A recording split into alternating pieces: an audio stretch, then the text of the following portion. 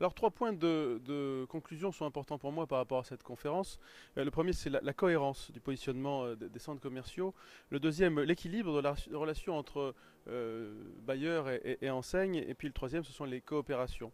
Concernant la cohérence du positionnement, c'est très important d'être en phase avec la zone de chalandise. Et c'est pour ça que j'insiste beaucoup sur le fait que le marbre, c'est souvent moins d'humain.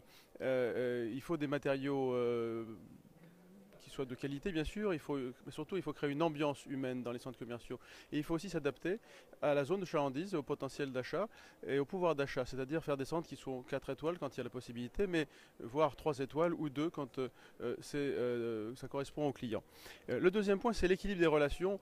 Évidemment, dans le partage de la valeur, là il ne s'agit pas de dire qu'il y a égalité dans le partage de la valeur, mais il s'agit que tout ça soit en phase avec les enjeux et les investissements de chacun. Et bien sûr également avec les marges de manœuvre du commerce qui aujourd'hui sont soumises à énormément de contraintes. Et puis le troisième point, c'est la coopération. Je pense que le temps des coopérations est arrivé entre tous, au sein des entreprises, entre entreprises et bien évidemment dans une filière entre bailleurs et enseignes pour mieux servir nos clients, mieux animer nos centres et donner plus de raisons de venir chez nous.